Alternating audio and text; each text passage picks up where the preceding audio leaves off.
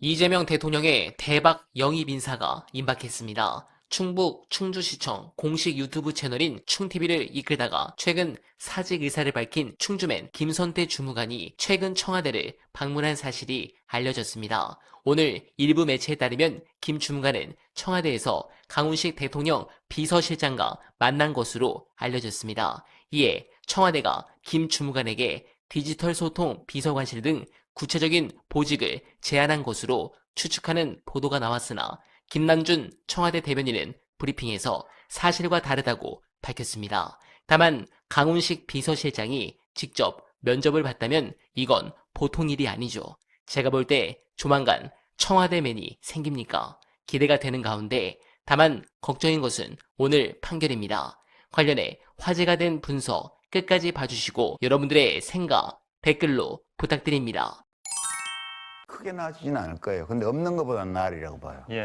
안 하는 것보다는 나은데 근본적인 해결책이 되기는 물론 근본적인 해결책이 있을지 모르겠지만 제도라는 것은 어떻게 보면 누더기처럼 기워나가는 걸지도 몰라요. 그러니까 이런저런 문제가 생기면 또 이렇게 저렇게 대처를 하고 말끔하게 명품으로 된 제도라는 거는 존재하기 어렵고 다 덕지덕지 기워가면서 이렇게 살아가긴 하는 건데 저게 되면 안 한 것보다는 좀은 나으리라고 봐요. 그러나 뭐 그렇다고 해서 법원이 확 달라진다? 그럴 일은 저는 기대는 안 합니다. 법이 만들어지거나 제도가 변경되는 과정이요. 그게 우리가 이상적으로 생각하면 막 논의를 해서 이게 더 좋겠다 이렇게 해서 가는 것 같지만 실제 현실에서는 그렇지가 않고 권력 투쟁의 산물로 이루어지는 경우가 대부분이거든요. 우리 헌법부터 시작해가지고. 그러니까 이제 조희대 대법원장과 그 11분의 대법관들이 일을 저질렀어요.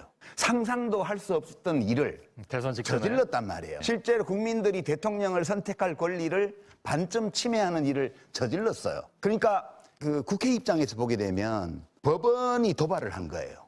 그래서 방어하지 않으면 안 되는 거예요. 결국 그 두 권력기관이 다투는 건데 이 과정을 통해서 좀 더 나은 제도가 만들어진다는 거예요. 제 생각에. 또는 재판의 원칙을 지키지 않으면서 자의적으로 판단을 했을 때 제어할 수단이 없는 거예요, 지금 이게. 그래서 지금 우리 법원은 어떤 상태냐 하면 헌법 제11조 제2항 위반 상태예요. 헌법 제11조는 평등을 규정한 조항인데요. 2항에 사회적 특수계급의 제도는 인정되지 아니하며 어떠한 형태로도 이를 창설할 수 없다 이렇게 돼 있는데 판사들이 사회적 특수계급을 창설해 놓은 상태입니다.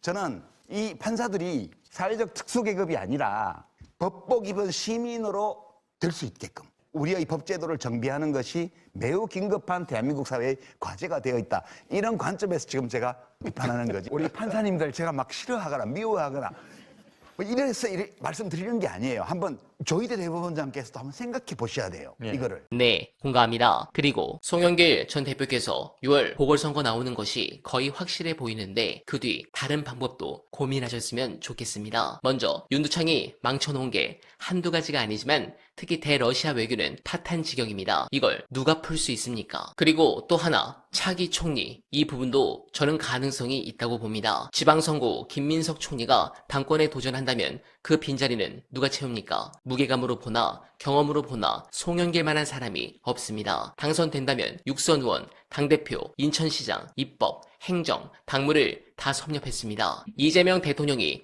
개혁 드라이브를 걸 때 야당의 공세를 막아내고 관료 사회를 장악할 수 있는 그립감이 있는 총리 송영길 전 대표가 딱입니다. 여러분들은 어떻게 생각하십니까? 소중한 의견 댓글로 많이 부탁드리며 어나바는 내일도 최선을 다하겠습니다. 여러분 고맙습니다.